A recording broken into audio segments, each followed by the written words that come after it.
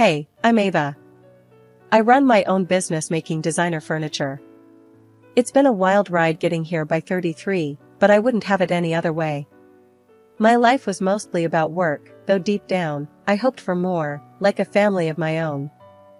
It was during one of my rare vacations down in Santa Cruz that everything changed. I was on the beach, trying to learn surfing, mostly failing and falling flat on my face into the waves. That's when Jake showed up with his surfboard under his arm, looking like he owned the place. "Need some help there?" he called out, jogging over. His voice was playful, a slight tease hanging in the air between us. I brushed the sand off my face, trying to look a bit less like a drowned rat. "Do I look like I need help?" He laughed, a deep, hearty sound that made me smile, despite my embarrassment. "Well, you ain't exactly riding the waves like a pro."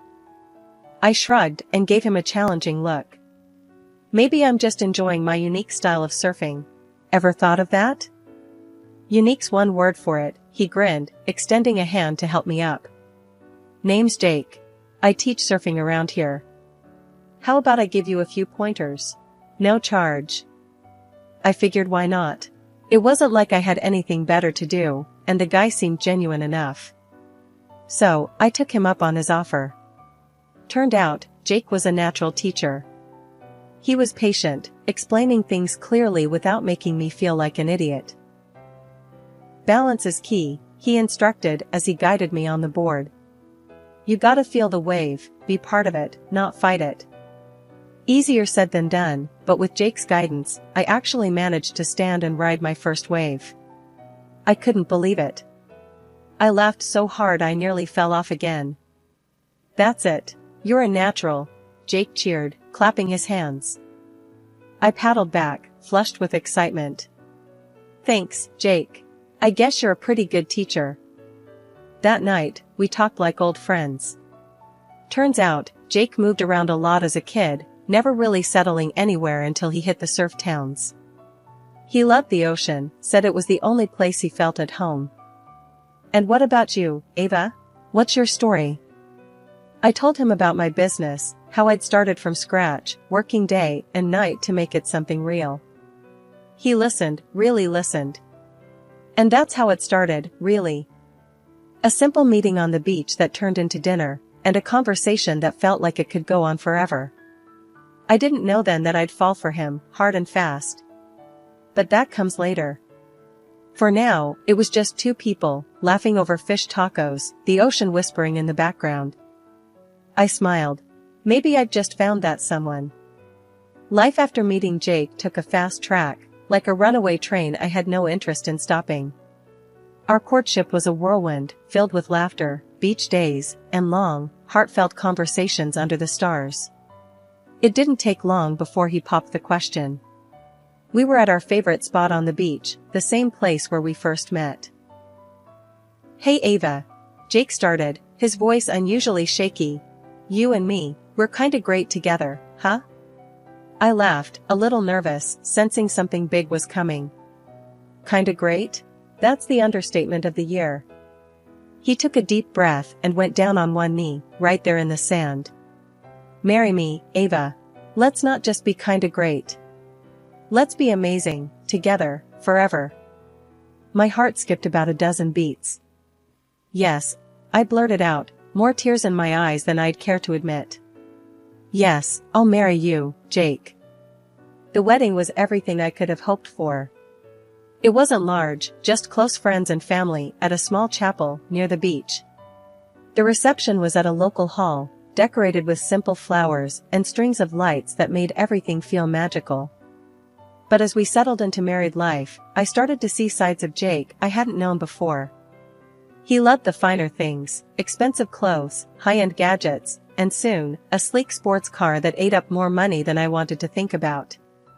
One evening, as I was working through some designs, Jake strolled into my office, a glossy brochure in hand. "Hey babe, check this out," he said, laying the brochure on my desk. I glanced at it, my stomach dropping as I saw the price tag on the car he was pointing at. "Jake, this is really expensive. Are you sure we can manage this right now?" He leaned back, a frown creasing his brow. "Come on, Ava. You make good money, right? We can afford a little luxury. I sighed, knowing I'd regret it, but also not wanting to fight. Fine, but this is a big purchase. We should be careful with spending for a while.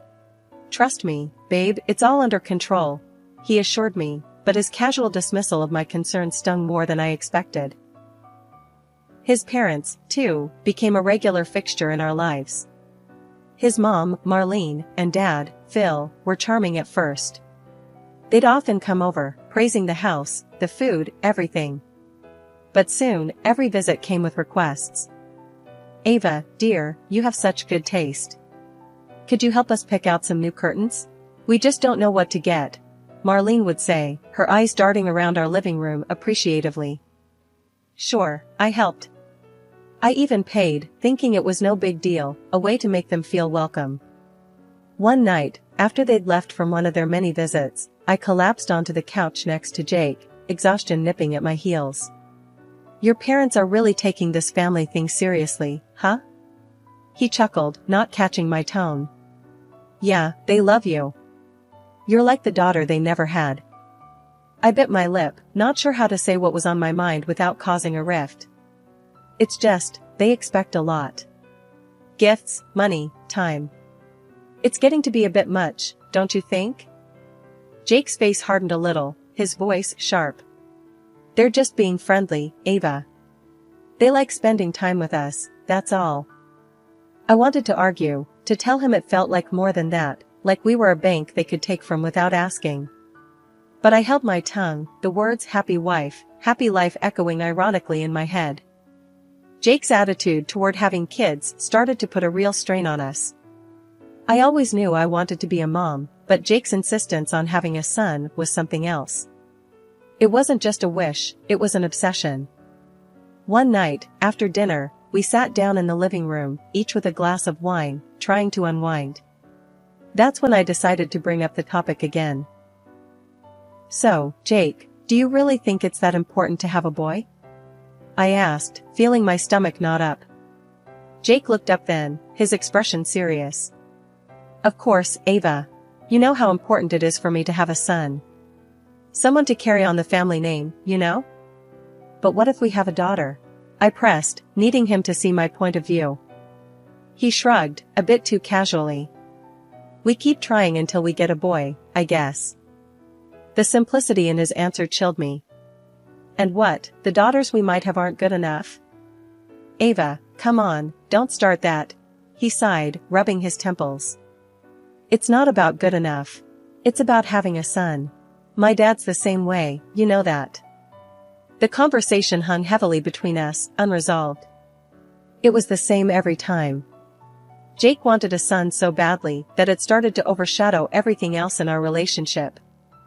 When we learned that natural conception was off the table, IVF seemed like our only option. I threw myself into the process, researching clinics and treatments. The day we went to the clinic to start the treatment, the air between us was tense.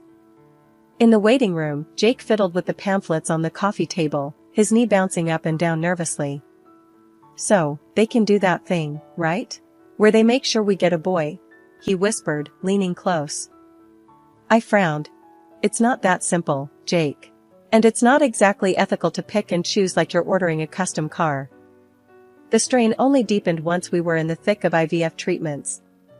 The hormones, the doctor's appointments, and the waiting were brutal. And through it all, Jake's impatience for a son grew into something ugly, a shadow over our marriage. When we finally got the news that we were expecting, I was over the moon. But Jake's first question cut through my happiness like a knife. Did they say if it's a boy? It's too early to tell, I snapped, hurt by his one-track mind. And when the ultrasound revealed we were having twin girls, I saw the disappointment on his face. He tried to mask it, but it was too late, I'd seen it. That night, as we lay in bed facing away from each other, the distance between us felt wider than ever. When I gave birth to twin girls, Emma and Ellie, I was over the moon, but Jake, he couldn't hide his disappointment. He wanted a son so badly it clouded everything else. One evening, while the girls were cooing in their crib, Jake came into the nursery. The look on his face was serious, like he was about to say something important. "Ava, we need to try again for a son," he said bluntly, no preamble. I was taken aback. "Jake, look at what we've got. They're perfect. Why isn't this enough?" He paced a little, before stopping and turning to face me. "It's not about them not being enough. It's about continuing the family name, Ava. You know this." I sighed, feeling the weight of his expectations pressing down on me. "We'll see," I replied, not committing but not dismissing him either. It was the easiest way to end the conversation without another argument. Not long after, life decided to test me again. Phil, Jake's dad, got seriously ill. One evening, Marlene, his mom, came over, wringing her hands with worry. "Ava, the surgery Phil needs, it's urgent, and his insurance won't cover all of it. We need $50,000. The amount made me choke a little. "That's a lot, Marlene." "I know, dear, but we're desperate. We wouldn't ask if there was any other way." I thought about it, the businesswoman in me kicking in. "I can lend you the money, but I'll need you to sign a receipt. It's just a safety measure." Marlene bristled a bit at that. "Really, Ava, a receipt? We're family." I stood firm. "It's nothing personal, Marlene. It's just how I handle things professionally. It's a lot of money." Reluctantly, she agreed, and the receipt was signed. Jake didn't take it well when he found out. "You made my mom sign a receipt? What's wrong with you, Ava?" "It's how I protect our future, Jake. And it's for our girls," I shot back, frustrated at having to justify myself. Things settled down a bit until the girls were about 6 months old. That's when I found out I was pregnant again, naturally this time. I was shocked and happy but scared to tell Jake. His reaction was just as I feared. "A son, Ava. It has to be a son. I don't need another girl," he said coldly when I told him. Months later, I gave birth to another beautiful girl. I named her Mia. Jake didn't come to the hospital, not even to see Mia or help me home. I ended up taking a taxi, 1,000 worries in my head. When I got home, the house was quiet except for the sound of the babysitter in the nursery. Jake wasn't there. He came back the next day, looking like he hadn't slept at home. "Where were you?" I asked, my voice tight with a mix of anger and despair. "Out," was all he said, walking past me like I wasn't even there. He didn't even glance at Mia, his own daughter. The hurt from that cut deeper than anything else. Here I was, trying to keep our family together, and there he was, pulling further away every day. It was clear to me then that something had to change. Things had been rough since Mia was born, and they weren't getting any easier. Jake was hardly ever home, always at work, or so he said, and whenever he was around, he was distant, detached. Our financial arrangement had become a sore point. He stopped contributing to the household, saying, "You make enough for both of us, Ava. Handle it." Trying to discuss our issues felt like talking to a brick wall. He'd come home late, often just as I was putting the girls to bed, avoiding any real conversation. Even my in-laws added to the strain. Marlene would come over, not to see the girls, but to ask for favors or gifts. "Ava, dear, could you help me pick out a new microwave? You always choose the best appliances," she'd say, her compliments thinly veiling her true intentions. She barely glanced at her granddaughters playing on the floor beside her. Phil, after recovering from his surgery, didn't hold back his thoughts either. During one of his rare visits, he said bluntly, "We hoped for a grandson, Ava. These girls, they're fine, but a boy would have been better." But the real shock came when Jake stumbled in one night, looking more frazzled than usual. His face was pale, his hands shaking. "Ava, I screwed up. Big time," he blurted out, sinking onto the sofa with his head in his hands. "What happened? Talk to me, Jake." "I lost money, a lot of it. At the casino. I've got creditors on my back now. They're not the kind of people you can just brush off," he admitted, his voice laced with panic. Fear gripped my heart, not just for our financial security, but for his safety. "How much, Jake?" 25,000, he whispered. Despite everything, my instinct was to protect him, our family. Okay, we'll handle this. But you have to promise me, no more gambling. Ever. I swear, Ava. No more gambling. I can't lose you, or the girls. So, I did what I thought was necessary. I transferred $25,000 to clear his debts. After that, Jake's demeanor changed overnight. He was home more, engaged with the girls, constantly showering me with affection and gratitude. You saved me, Ava. I don't know how to thank you enough, he'd say, kissing me goodbye in the mornings. Things had been looking up for a while, with Jake seemingly back on track and us spending more time as a family. I actually started to believe that maybe we had turned a corner, that maybe everything would be alright. But that hope shattered the night Jake didn't come home.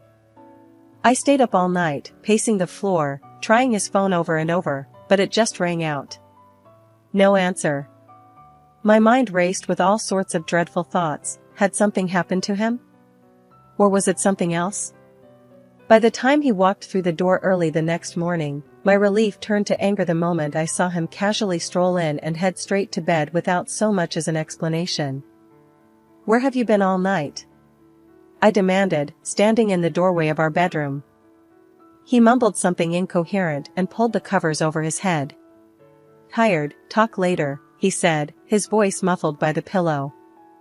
No, we're talking now, Jake. You can't just disappear and not expect me to worry. But he was already snoring, completely oblivious to my panic or anger. That was the last straw. I decided then and there that I needed to know what was really going on. The next day, I hired a private detective. A week later, the detective came back with news that crushed whatever was left of my trust. Jake had a mistress, and she was pregnant. Pregnant with a son. The irony of it stung like salt in a wound. But what cut even deeper was learning that the $25,000 I gave Jake to cover his supposed debts hadn't gone to any creditors. Instead, he'd bought his mistress a new car, a thank you present for carrying his son. I was seething with rage when I called Marlene, my mother-in-law, hoping for some semblance of support. Marlene, Jake has a mistress, and she's pregnant. And he bought her a car with the money that was supposed to pay off his debts, I said, my voice shaking with fury and disbelief. There was a pause on the other end of the line. Then, Marlene's voice, cold and sharp, came through. Well, maybe if you had given him a son, he wouldn't have needed to look elsewhere. I couldn't believe what I was hearing. Are you blaming me? For not having a son? That's why you think it's okay for your son to cheat? He needs an heir, Ava. It's important for men in our family to have a son, she insisted, as if that justified everything. So my daughters mean nothing? Is that it? I was nearly yelling now, my heart pounding in my chest. Ava, you need to calm down and stop overreacting. It's not the end of the world. You just need to take better care of yourself, be more attractive, maybe then my son wouldn't need to go elsewhere. The call ended with her hanging up on me, leaving me stunned and furious. The betrayal from Jake was one thing, but the betrayal from someone I considered family was too much. It was clear to me now that Jake and his family would never change. They'd chosen their path, and I needed to choose mine. Revenge wasn't a path I ever thought I'd take, but at that moment, it felt like the only way to reclaim some semblance of dignity. My next calls were to my lawyer, Claire, known for her no-nonsense approach to family law. Claire, I'm through being the understanding wife. It's time to push back, hard. I want full custody, and I want him to pay for what he's done, I told her, my voice steely. That evening, when Jake came home, I was ready for him. The moment he walked through the door, I could see the arrogance in his stance, completely oblivious to the storm that was about to break. Jake, we need to talk, I said, my voice calm but firm. He smirked, tossing his keys on the table. What's up? Another lecture about how I should spend my time? No, not a lecture. I know about your mistress, and the child. I'm done. Here, I said, pushing the divorce papers across the table to him. I've signed them. It's over.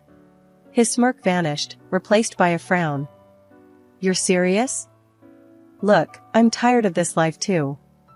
Your constant nagging, the kids screaming. I was going to leave anyway.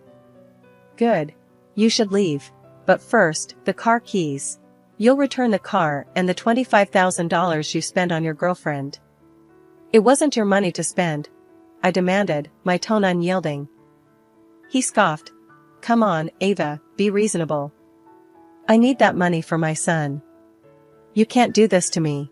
You can't just strip me of everything. That's exactly what I'm going to do. And I'm adding a lawsuit for the emotional distress you caused. You and your mistress will both pay, I declared, the finality in my voice echoing in the room. The legal battle that followed was intense. Jake tried to argue that he had no money, that I was being unreasonable and cruel. But the evidence was stacked against him, the transactions, the messages, his continual deceit. It was all laid bare for the court to see. The judge was stern as he handed down the verdict. Mr. Thompson, it seems you've not only breached the trust of your marriage, but also misused funds for personal gain at the expense of your family. You are hereby ordered to pay $20,000 in damages to Mrs. Thompson, another $20,000 from your mistress, and $400 per month per child in alimony. Jake's face during the ruling was a picture of shock and defeat. Forced to take out a loan, he had to scramble to cover the payments ordered by the court. The courtroom drama had barely settled when my in-laws decided to confront me. They stormed into my house like a hurricane, blaming me for everything under the sun. You've destroyed our family and ruined our son, Marlene shouted, waving her arms dramatically. Phil chimed in, his voice just as accusing. You took everything from him, made him out to be a monster. I listened quietly, letting them vent their anger and frustration. They hurled insult after insult, but I stood my ground, the calm in the storm. After they had exhausted their tirade, I calmly pulled out the receipt for the $50,000 I had loaned them for Phil's surgery. You owe me $50,000. I was generous then, but now I need that money back. Their anger turned to panic. We don't have that kind of money, Ava. We're old, we're not working, Marlene pleaded, tears starting to form in her eyes. That's not my problem.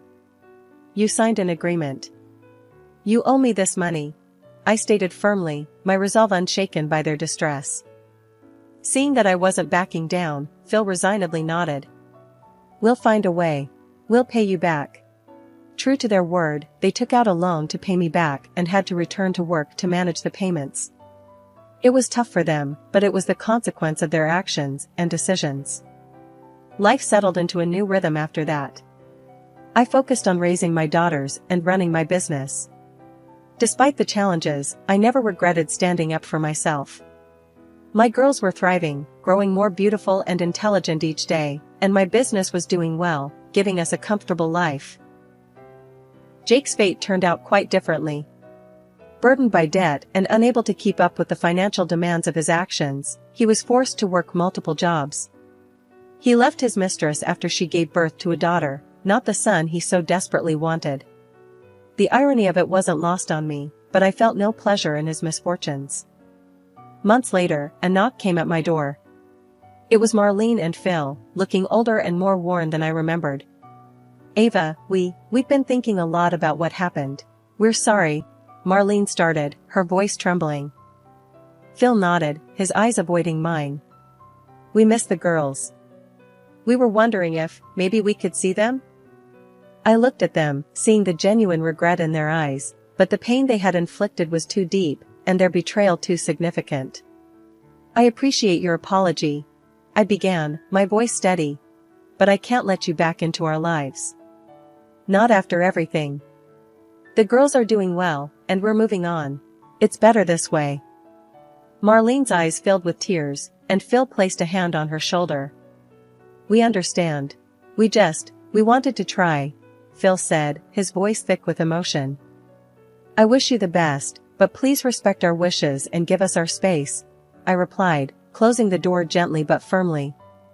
Turning back to my home, to the laughter of my daughters playing in the living room, I felt a profound sense of peace.